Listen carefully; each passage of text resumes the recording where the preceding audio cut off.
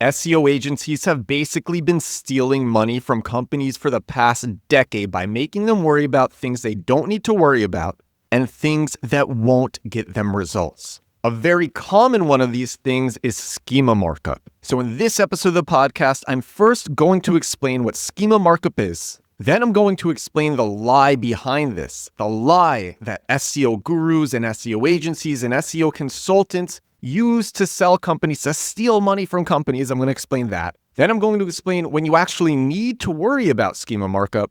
And finally, I will explain how to do this yourself without paying an expensive agency or consultant or developer, whatever. This is what schema markup is. It's a type of structured data. Remember, websites will have data on them that is structured. You might describe your product in a way that is structured. That is a form of structured data. Schema markup is another form of structured data, and it's added to your website's code. It helps search engines and also now AI understand your content better. It uses a standardized vocabulary from schema.org to describe things like products, reviews, events, and more. So like a term for job posting, it would literally be like a job posting. It's very straightforward vocabulary to describe products and reviews and all of these things. It doesn't really look like normal code. It's completely human readable. And in search engine optimization, it sometimes enhances the way that your pages appear in the search results. But there's a caveat, and the caveat is it's kind of like a meta description with SEO. And it's a good practice to have a meta description, but Google's not always going to use the meta description that you write. It might take text from your page or post and use that as the meta description. And it's just going to do it itself. It's not going to use the meta description that you write.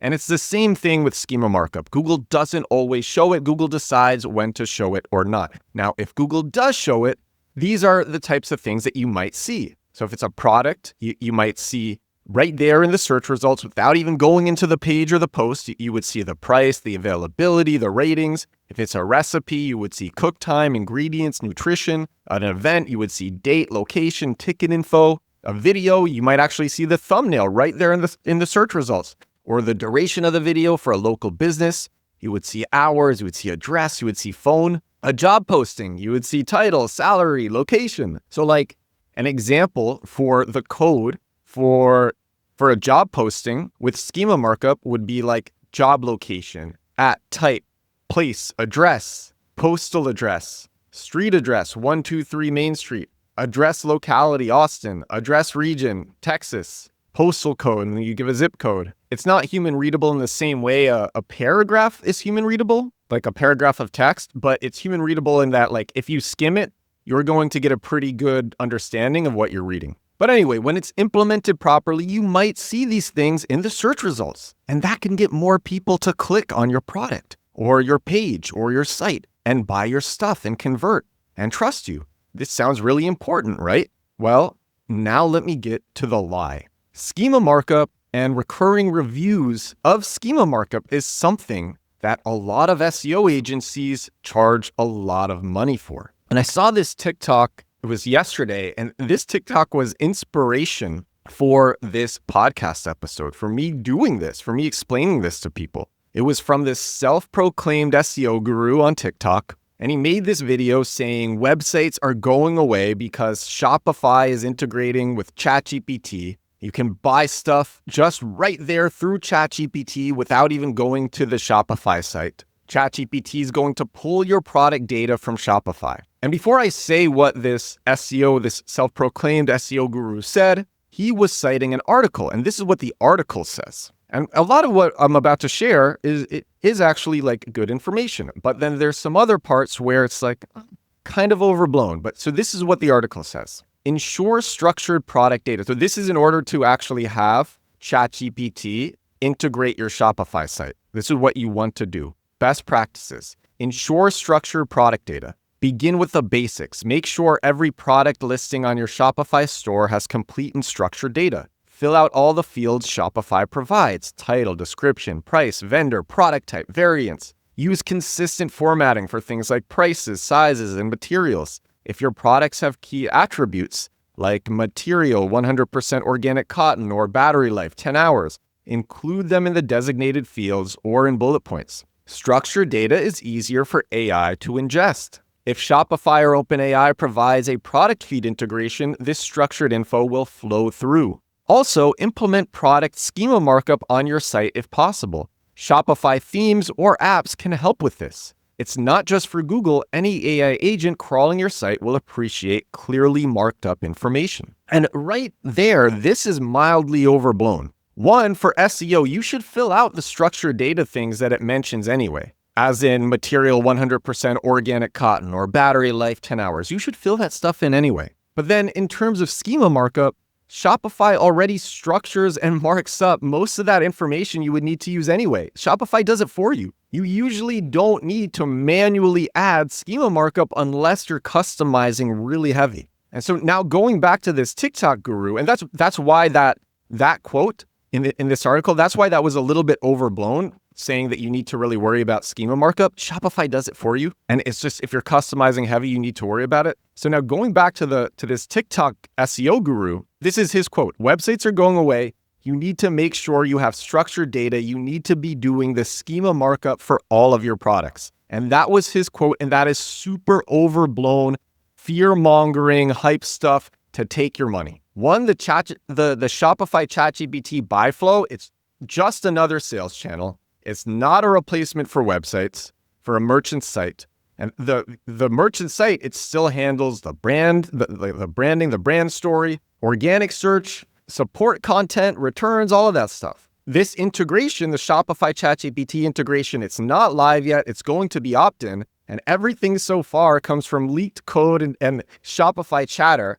A public rollout date or merchant sign-up page doesn't exist yet. The data source, it's the Shopify API feed. It's not your on-page schema.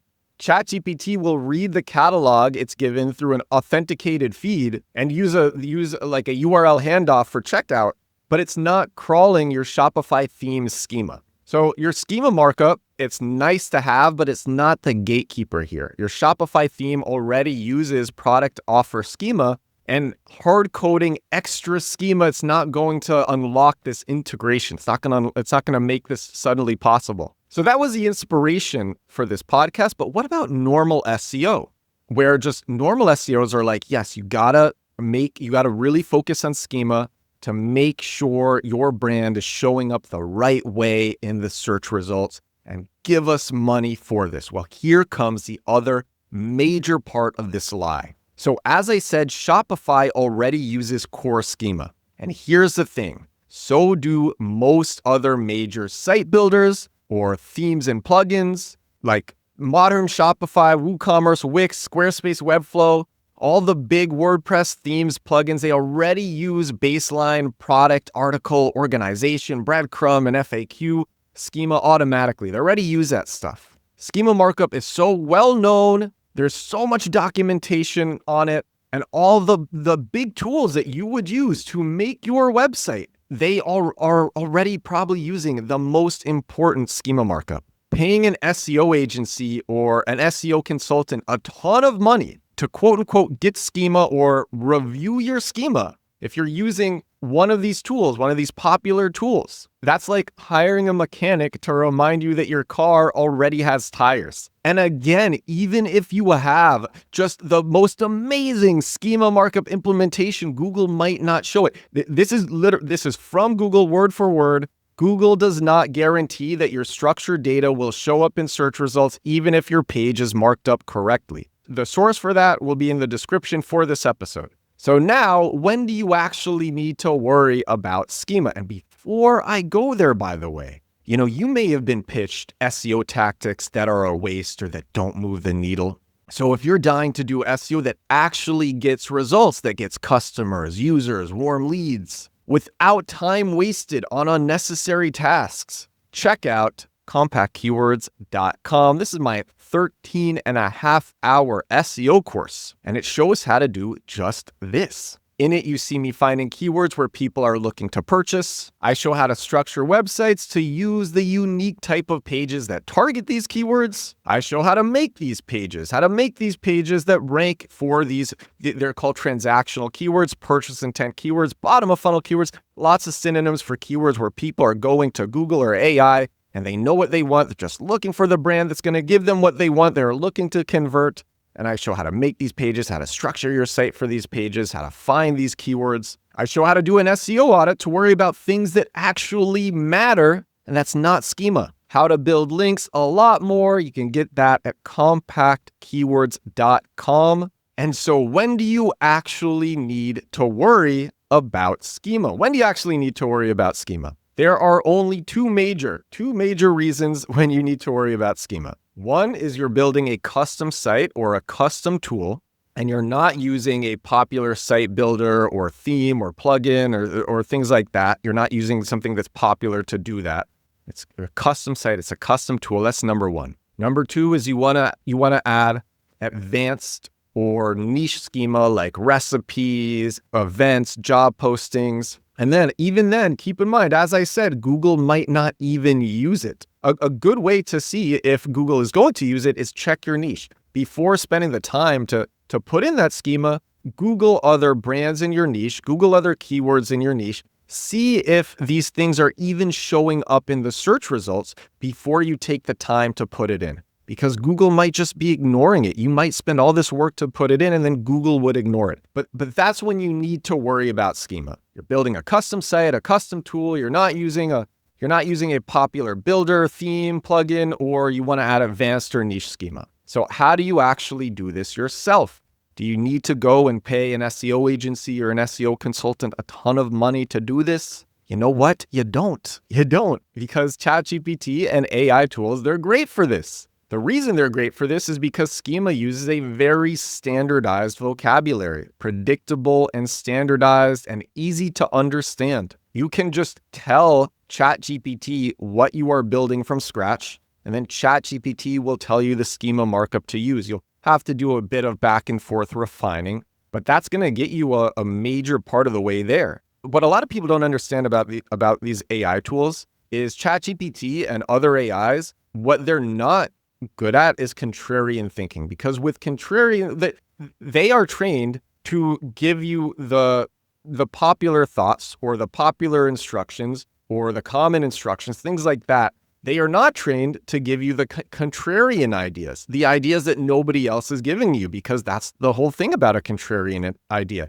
is there's not a lot of them out there, and they're trained on they're trained on what everybody is saying. And the thing about schema markup is there's so much well-formatted data on how to actually do schema markup that they can use that and you can use that, and that's going to be good enough. It's not contrarian. It'll take some back and forth. You'll have to really be detailed in telling ChatGPT what you are building, but that's going to be good. And then you can just use the standard schema markup validator yourself to test it. You can use AI to help you analyze your results. That'll be great. And again, this is only for people who are building custom things or who are really using advanced or niche schema. And even then, Google might not even show it. And then when you do these things, when you use ChatGPT or other AI tools and you use the schema markup validator, that's going to get you 90% of the way there. Then maybe you can pay an SEO agency or SEO consultant to review. And even then, they'll probably just use the tools that I told you to review it themselves. And the reason that they're going to do that is because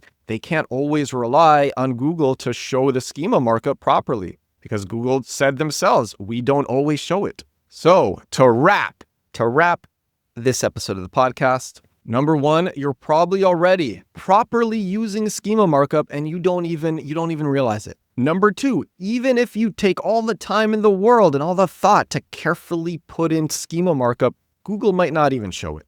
Google might not even show it. And number three, SEO gurus and agencies that hype up reviewing your schema or implementing schema, they are lying to you to take your money unless you have a custom build, a custom tool, a custom site, a custom built site or tool, or you're putting in advanced or niche schema. And if you're not doing that stuff, they are hyping this up. They are lying to get more money. That is the truth, and that is episode 691 of The Edward Show. This is my daily digital marketing show. Do this thing every day, 691 days in a row without missing a day. That's crazy. Oh my gosh. I'm on a roll. I'm feeling it. I am feeling it today. If you want to do SEO that actually gets results, check out compactkeywords.com. And for everybody watching or listening, if you're watching on YouTube, if you're listening on Spotify or Apple Podcasts, thank you so much. Thank you so much for tuning in. And you know what? I will talk to you again tomorrow. Bye now.